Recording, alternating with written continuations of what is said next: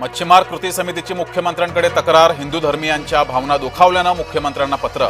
चंद्रग्रहणात लालबागच्या राजाचं विसर्जन केल्याची नाराजी.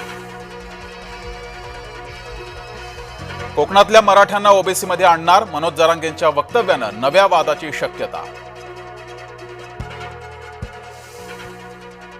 मराठा आरक्षणासाठी पुन्हा लढावं लागलं तरी लढणार. मनोज जरांगेंचा इशारा.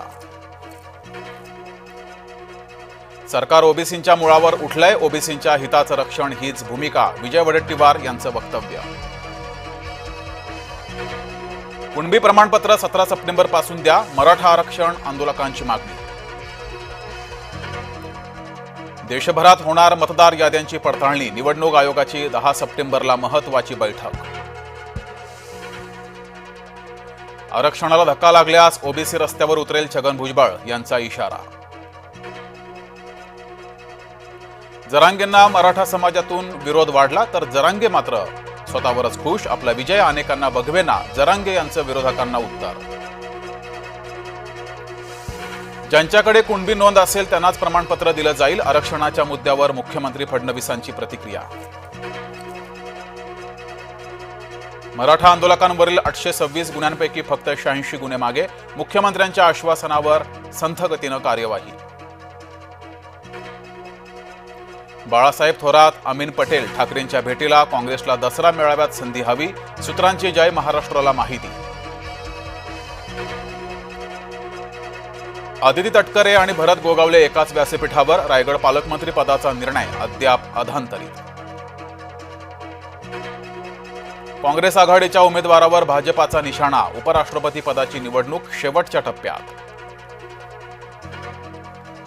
धाराशिवमध्ये दिवसाढवळ्यात थरारक दरोडा. धावत्या ट्रकवर चढून सामान लुटलं. धुळे सोलापूर महामार्गावरील घटना.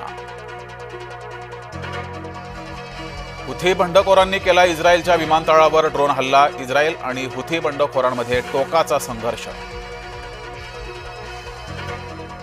रशियाचा युक्रेनच्या पंतप्रधानांच्या कार्यालयावर हल्ला. 805 ड्रोन आणि 17 क्षेपणास्त्र डागली.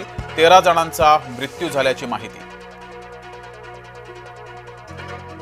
नेपाळमध्ये फेसबुक, एक्स, इंस्टाग्राम 26 ॲपवर बंदी. काठमांडूत जोरदार आंदोलन. त्यानंतर संचारबंदी लागू.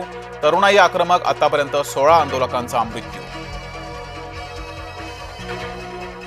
तारापूर एमआयडीसीत पुन्हा एकदा वायू गळती. आरती ड्रग्स लिमिटेडमध्ये हायड्रोक्लोरिक ॲसिडची गळती.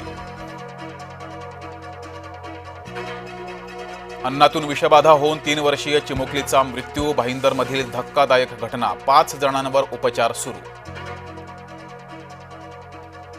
अमिताभ बच्चनला अचानक आठवले मराठीचे उपकार. फेसबुकवर पोस्ट करून व्यक्त केला मराठी शिकण्याचा मनोदय. बीसीसीआय अध्यक्षपदी सचिनची वर्णी लागण्याची शक्यता. विश्वसनीय सूत्रांची जय महाराष्ट्राला माहिती.